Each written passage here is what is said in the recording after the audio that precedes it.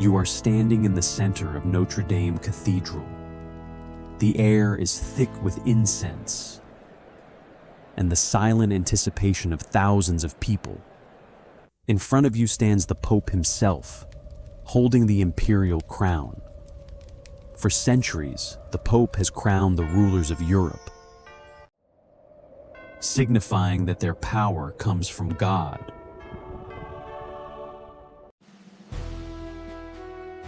But you're not like the old kings. You didn't inherit this power. You conquered it. So you don't wait for him. You reach out, take the heavy gold crown from his hands, and place it directly onto your own head.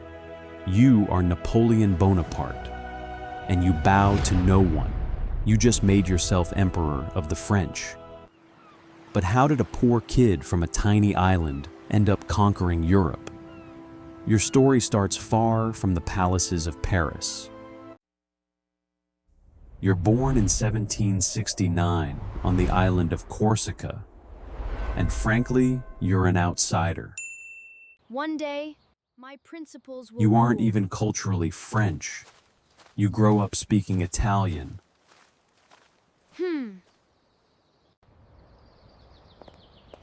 And when you finally go to a fancy military academy in France, the wealthy French aristocrat kids relentlessly bully you. They mock your thick Corsican accent.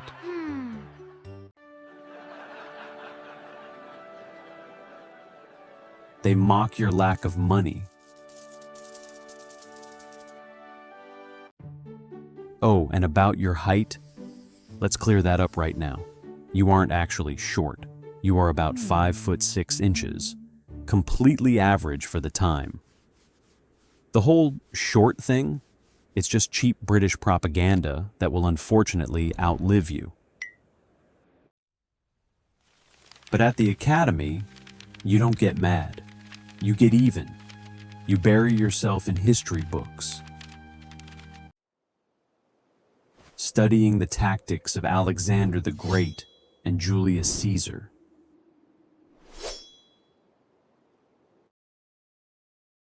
You learn artillery. You learn how to blow things up with mathematical precision. Then, the French Revolution explodes. The king loses his head, and France is in utter chaos. Other countries try to invade, and the new government is desperate for anyone who knows how to fight. Where is the enemy?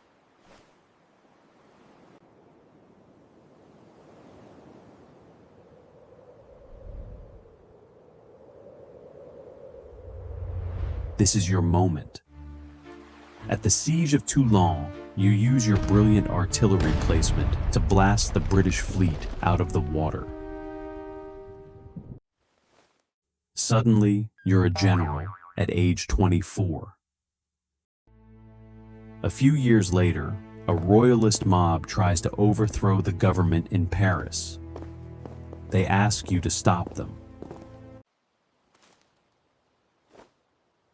You don't use negotiations. You load cannons with grapeshot, basically turning them into giant shotguns, and clear the streets in minutes. You save the government. And from that moment on, Get up! you are Eyes unstoppable.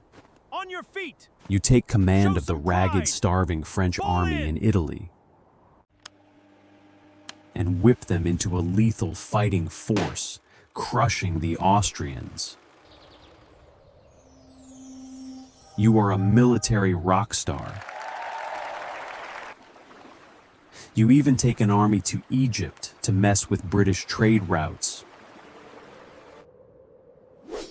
You fight the legendary Battle of the Pyramids. And no, your troops didn't shoot the nose off the Sphinx.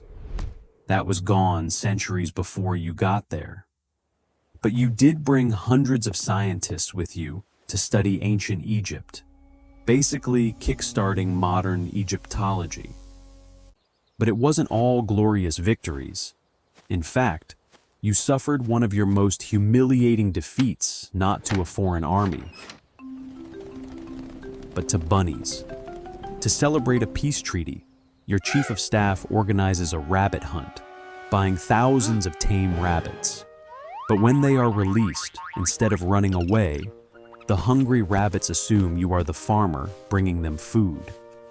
Hundreds of them swarm you, climbing up your legs and forcing the great conqueror of Europe to flee to his carriage in absolute terror.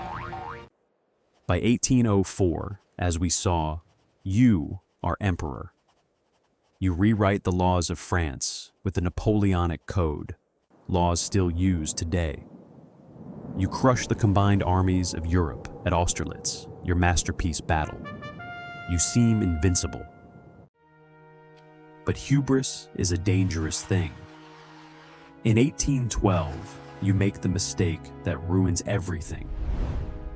You invade Russia with an army of 500,000 men. The Russians refuse to fight. Instead, they just keep retreating,